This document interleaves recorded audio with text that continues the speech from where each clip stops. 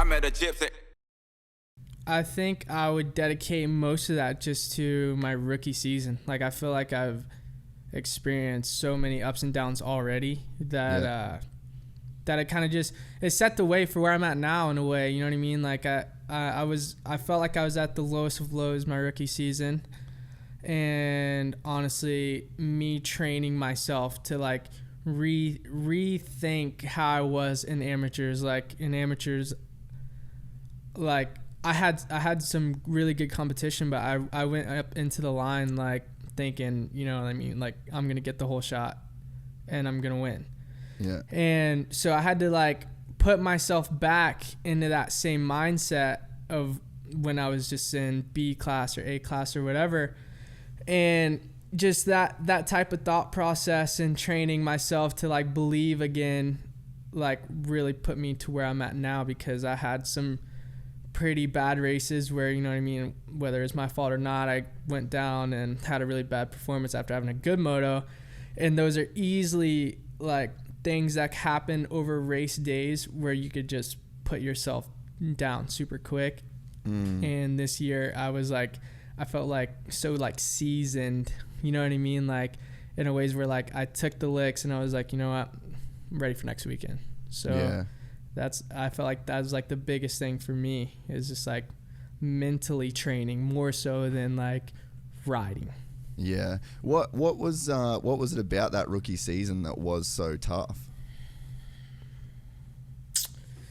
Dude, I mean, for one, as a racer, you know what I mean, you feel like you should be doing a lot better than what you are. Doesn't matter if you're winning or not, you always pick off something that you think you can do better. And my rookie season, like, dude, I didn't have, like, my debut was terrible, right? Like, I went in qualifying, bad in qualifying, went to the heat race, got a good start, rode pretty well, but crashed in the whoops. Had to go back because my bars were mangled. Dead last gate pick in the LCQ. Didn't make it through the LCQ. Like, that's as bad as it gets. Dude, I just felt like I experienced so much in 1 year. Like, that was like the lowest of lows as a dirt bike rider, right? Like, you didn't make the main, you didn't do anything. Like, you didn't live up to what you're supposed to live up to. And whether that was, you know, my fault or not, like that's the perception of it. Like, you didn't do what you're supposed to do. You're kind of written off from that point. You know what I mean? And, I mean, after that, like, I finished multiple ninths and whatever, but like, it's just like, and then also built into it, like, you see other rookies and other coasts doing so well. Yeah. And then, like, you know what I mean? You start to compare yourself and do little, like, back to doing the mental thing. It's like you mentally shoot yourself in the foot in a way. Yeah. So I'm like comparing myself to other guys doing good, and instead of just worrying about myself, and it just put me in a place where I'm like, dude, I'm not like, I can't do what I'm supposed to do. Like, you know, I'm not the guy. There's people beat me that I was beating. Like, I don't know what to do. You know what I mean? And then, you know what I mean? You put on a front when you go and you practice, and like, you have your practice days and you're like, oh, okay, I'm starting to feel better. Go to the race, and then don't do good in the race, and then you're back in the dumpster. So like, that's it. Like, it was just a bunch of that in my rookie season. Yeah, I had a couple good races as a rookie, but like, it was just more downs than ups.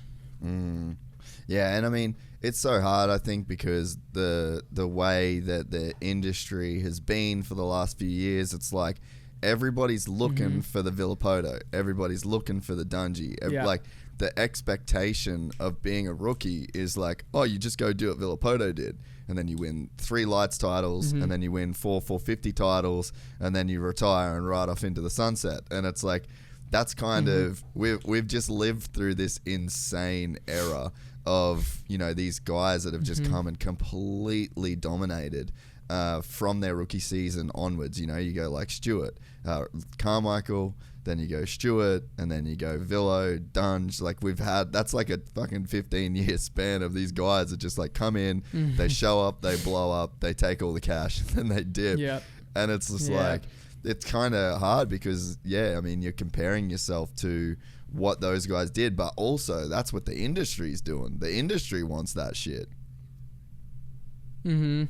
Yeah, exactly. So, like, you know what I mean? And all riders aren't oblivious. Like, we know that's the expectation. So, yeah, I mean, you try to live up to that, and then it doesn't work out, and then you're just there. You know what I mean? So, Yeah. I mean, it does suck in a way because, you know, a lot of guys, I feel like, are just, they come in and then they're rushed out so quick that, dude, they might be the next guy to win a few championships. You never know because they didn't get that shot. You know what I mean? And, you know, I'm just grateful that I had a good season enough to where they were like, oh, okay, yeah, this kid like has something, you know what I mean, that we can work with. So I'm just happy to have my shot back. And, yeah, man, but it does suck. I mean, so you see a lot of guys, and you said Bishelia earlier. So like it's so many different names that like you can literally think back and be like, oh wow, that guy raced. You know what I mean? Like you start to forget because of how fast we're pushed in and how fast we're pushed out. So honestly, I mean, it does suck, but in the sport, I mean, it's sink or swim, and you have to do what you got to do, and if not, you're out. Oh man, for sure. But you know, perfect example is you got Dylan Schwartz and Cody Schock.